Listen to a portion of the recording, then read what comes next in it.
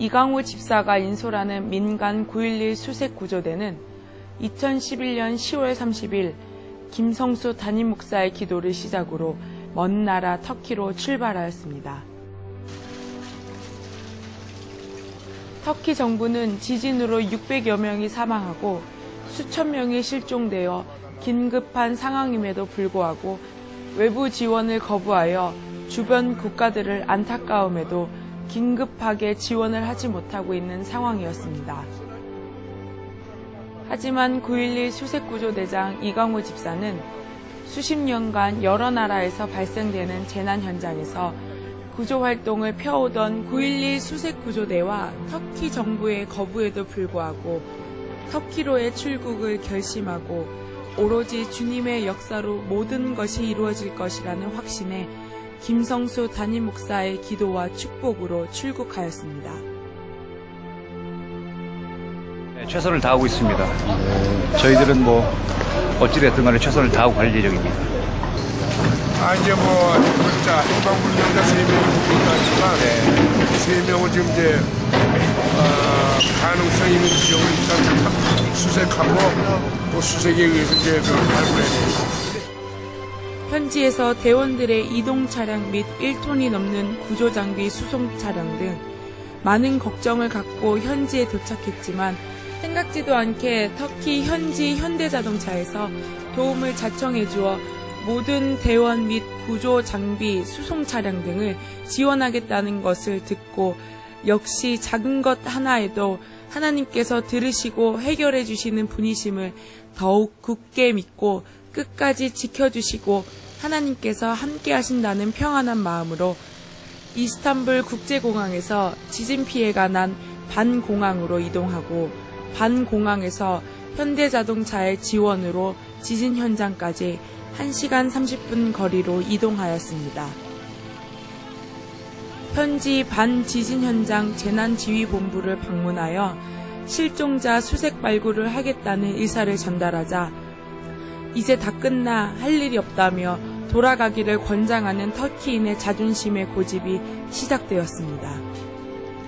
그런데 웬일인지 고집의 강도가 약해지며 현지 투입을 승인하면서 지진 현장 책임자에게 연락을 취해주어 우리는 어렵지 않게 현장에 접근하게 되었고 우리 구조대의 통역을 도와주시는 분이 여의도 순복음교회에서 파송된 박성철 선교사로 동교적인 마찰을 우려해 외진 곳에 캠프를 설치하고 야간에 수색을 시작하기 이르렀습니다. 그런데 그 외진 곳에 캠프를 설치한 것이 오히려 터키 정부에서 실종자를 찾고 있는 실종자의 마지막 목격 장소였습니다.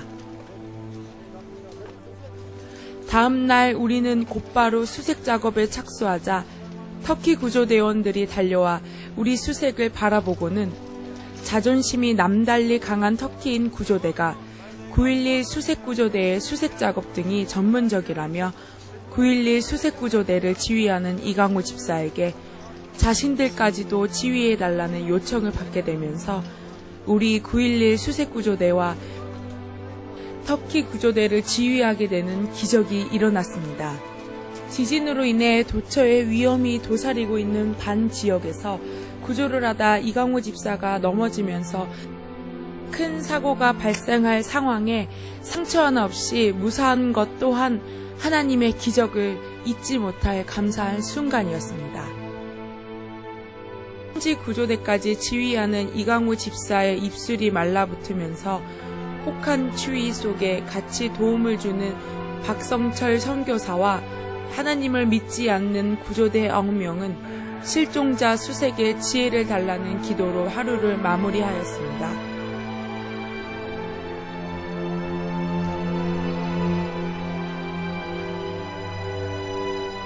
그 다음 날 우리는 터키 구조대와 시리에 빠진 상태에서 맥 빠진 수색 작업 중에 하나님의 기적이 일어났습니다. 포크레인과 함께 작업 중 마지막 3명의 실종자를 수색하게 되었고 그로 인해 터키 전 언론이 한국 9.11 수색구조대를 큰 뉴스로 터키 전역으로 방송하게 되어 한국의 위상을 알리는 귀한 영광의 순간 또한 하나님께서 마련해 주셨습니다. 자존심이 센 터키에서 한국 9.12 수색구조대의 능력을 높게 평가하여 군용기까지 제공하였고, 터키 수상이 자발적으로 한국 대통령에게 감사 편지와 함께 한국 9.12 수색구조대에게 감사장을 전달하겠다는 전언이었습니다. 추후 터키 재난 시 터키 정부의 통제 없이 입국을 허용하고 터키의 모든 구조대를 지휘할 수 있는 지휘권과 순복음교회에서 파송한 박성철 선교사의 터키 현지 언론을 통해 목회의 입지를 구축하여 터키가 하나님을 제대로 알 수 있는 기회가 넓어졌습니다. 그저 하나님께 쓰임받을 수 있다는 것에 하나님께 감사합니다. 이 모든 기적은 하나님께서 계획하셨고 하나님께서 하셨습니다.